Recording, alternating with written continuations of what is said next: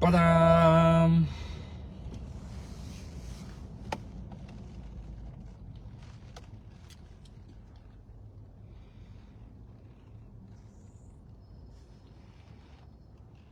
Так. Тюзефир.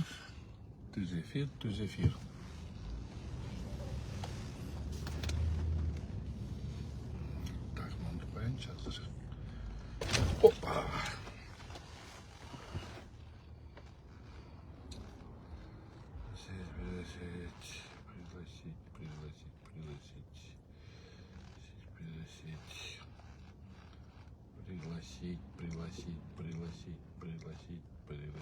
Пригласить.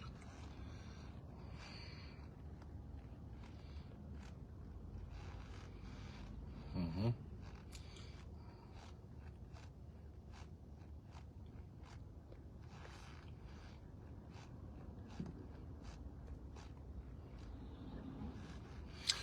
Так, Айнура Андреева, саламатсызбы.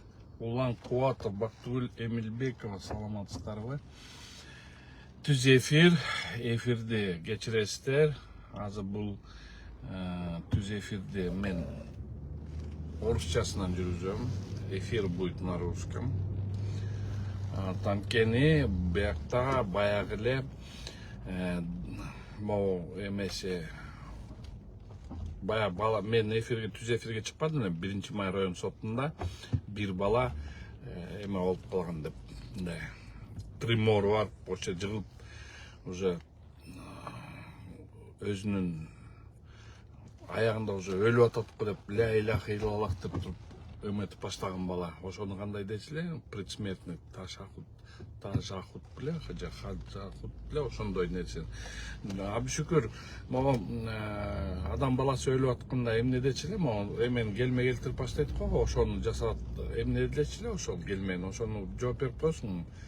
Абшүкүр Мавлюда Кокулова, Айбек Абдрахманов, азыр 16 киши эфирде, мына эфирден туруп турсаңыздар. Ошону абшүкүр, ошону айтып бересиңер, могу адам баласы өлүп атканда ичинен чыгат го, могу ля иляха иллаллах деп ушинтип калат го. Ошону кандай дечи эле? Хашида дечи эле же хашуда дечи эле, кандай ошону. Эми ладно, аны азыр бияктан бирөө жооп берер. Ошон үчүн орусчасынан айтып баштайм. Мына, уважаемые друзья, уважаемые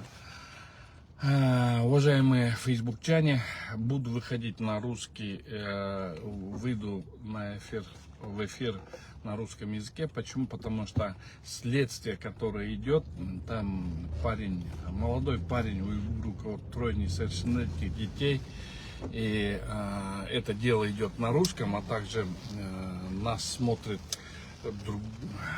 другие народы, больше русскоязычные по этому делу, поэтому я буду говорить на русскоязычном. Знаете, смотрите, вот, помните, если вы все помните, я выходил в прямой эфир возле Первомайского районного суда, и там, значит, у парня, у него болезнь с 2011 года.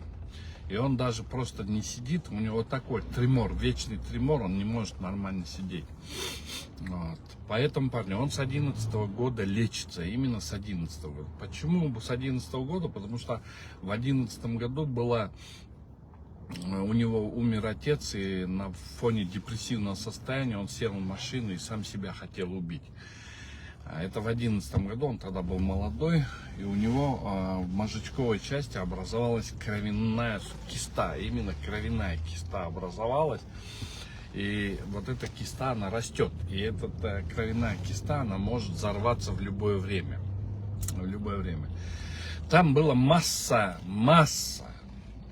истории болезни, то-то, ну, все справки, все вот эти рентгены, все такие томографии, все было, но все эти болезни, все это расписывалось на диагнозе врачей, на латыни. На латыни это все рассматривалось и писалось. То есть те моменты, которые в постановлении постановление правительства, которое было подписано Абулгазием, что не может человек содержаться под стражей, то по самому диагнозу он не может содержаться под стражей. Но дело в том, что когда это постановление писали, не по латыни взяли, а взяли, вот расписали на русском языке. А что касается латыни, то диагноз все врачи ставят, но диагноз один и тот же, потому что мы врачей вызывали, диагноз один и тот же, потому что у него кровеносная система. Он один двигаться не может, он один не может находиться в одной комнате, он не может самостоятельно передвигаться, он передвигается на палочке или с тросточкой, либо когда идет ухудшение, то у него он сидит в кресле вот в этом.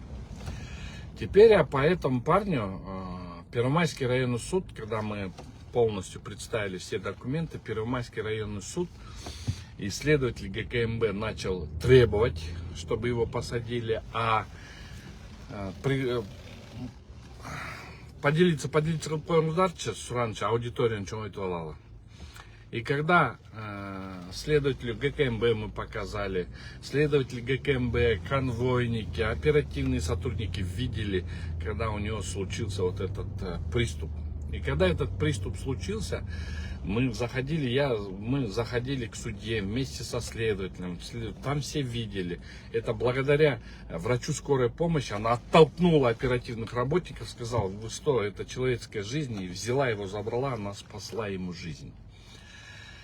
Вот, и когда она спасла его жизнь, все равно суд, Первомайский районный суд, следственный судья Первомайского районного суда, он все равно вынес заключение, он удовлетворил ходатайство следователя ГКМБ и водворил его до 26 декабря. Но так как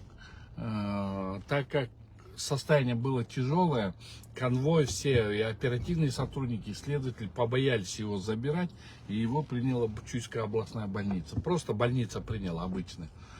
Вроде бы лучше стало.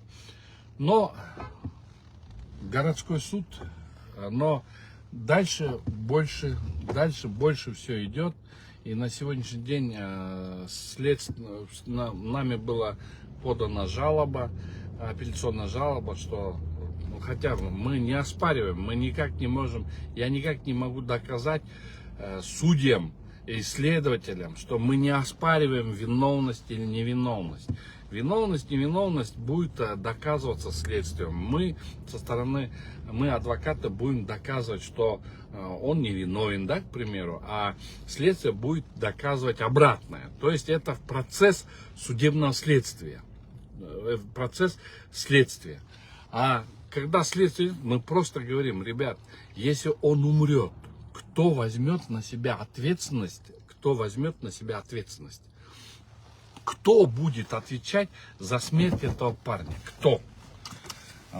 В этой части мы говорим: домашний арест изберите, ничего в этом страшного. Жена постоянно ухаживает за ним, все смотрит, ну, чтобы он там не смог язык свой проглотить. Но, как видим, судам тоже вот очень такие.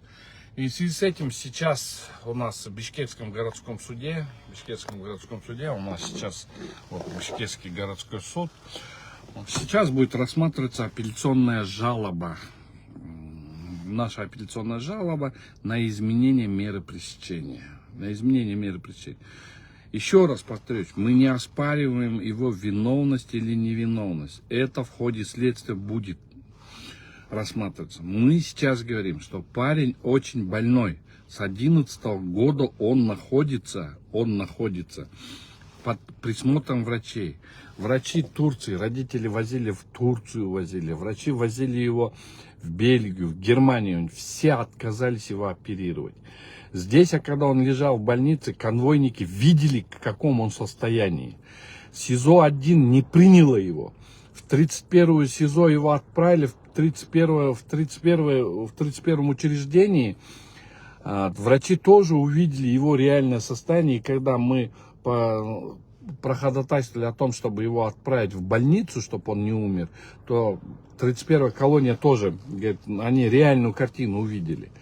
На сегодняшний день его удалось в больницу положить, он сейчас находится под присмотром врачей.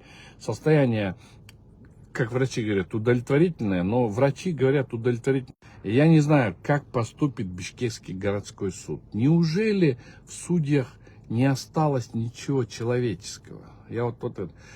Но то, что у следствия не осталось ничего человеческого, уже видно, мы уже видим. Структура обоих следственных органов, мы уже видим, что у них ничего человеческого такого, к сожалению, деген қалбаптыр. Вот им план, все, тяжесть преступления, все. Но судьи, почему судьи так делают? Почему судьи, это же Фемида, это же, они же смотрят на состояние, они же обязаны смотреть. Не только же пользоваться кодексами или тяжестью преступления. Человеческое надо же проявить же. А здесь человеческого я абсолютно ничего не вижу. И очень жаль, и очень сильно жаль тому, что я, скорее всего, уверен, и мне просто жаль всю судебную систему. Так, Шизат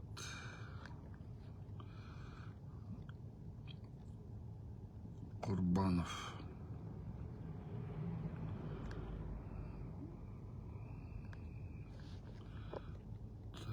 Так.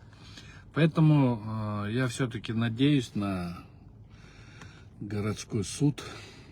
Надеюсь. Но надежды уже давно-давно умерли. Не знаю, что творится с судебной системой. Вообще шандец одним словом. Ладно, большое спасибо вам за внимание. Но я надеюсь, что все-таки судьи все-таки подумают о том, что... Ладно, спасибо, до свидания.